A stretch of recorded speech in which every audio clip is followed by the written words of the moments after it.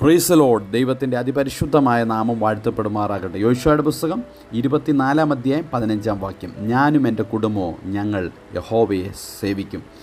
ആരാധന കുടുംബത്തിലോ അതോ ഞായറാഴ്ച സഭയിലല്ലേ നടക്കേണ്ടത് എന്ന് ചിലരുടെ ഹൃദയത്തിൽ തോന്നിയേക്കാം. ഓരോ ഭവനങ്ങളും ഓരോ ചെറിയ സഭ എന്നത്രേ നമുക്ക് മനസ്സിലാക്കുവാൻ കഴിയുന്നത്.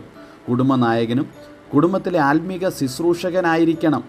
ഒരു പ്രസംഗകൻ പ്രസംഗപീഠത്തിൽ എങ്ങനെയോ അതേ നിലയിലായിരിക്കണം ഒരു കുടുംബനായകൻ തൻ്റെ ഭവനത്തിൽ. മാതാപിതാക്കൾ തങ്ങളുടെ മക്കളോടുകൂടെ കുടുംബാരാധന ഇന്ന് മറന്നു കളഞ്ഞിരിക്കുന്ന ഒരു കാലഘട്ടം. കുടുംബത്തിലെ ആത്മീക നിലനിൽപ്പ് അത്യന്താപേക്ഷിതമായിരിക്കുന്നത് കുടുംബ ആരാധനയിലൂടെയാണ് എന്ന് നാം മറന്നുപോകരുത്. കുടുംബ ആരാധന മൂലം കുടുംബത്തിൽ ദൈവവചനം കൂടുതൽ സ്ഥാനം ലഭിക്കുവാനിടയാകും. അത് പിൽക്കാലത്ത് കുടുംബത്തിൽ മാനസാന്തരപ്പെടാത്തവരുടെ മാനസാന്തരത്തിനും ആത്മീക ഉണർവിനും പ്രയോജനപ്പെടുവാനിടയാകും. പൗലോസ് തീമോഥെയോസിനെ കുറിച്ച് പറഞ്ഞിട്ടുള്ള കാര്യങ്ങൾ ശ്രദ്ധിക്കുക. വിശ്വാസത്തിൽ നിന്നെ രക്ഷയ്ക്ക് ജ്ഞാനിയാക്കുവാൻ മതിയായ തിരുവെഴുത്തുകളെ ബാല്യം മുതൽ അറിയുകയും ചെയ്യുന്നതുകൊണ്ട് നീ പഠിച്ച് നിശ്ചയം പ്രാപിച്ചിരിക്കുന്നതിൽ നിലനിൽക്കുക.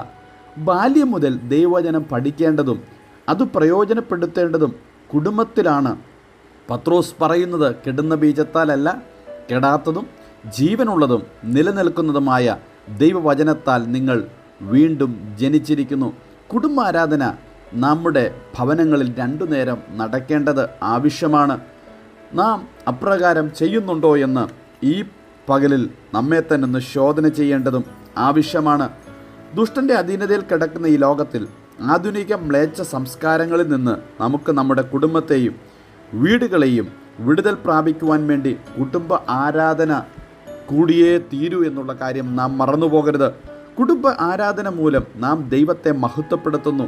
നാം ഹല്ലേലൂയ ഗീതങ്ങൾ പാടി ദൈവത്തെ മഹത്വപ്പെടുത്തുവാനുള്ള സമയങ്ങൾ പാഴാക്കരുത്.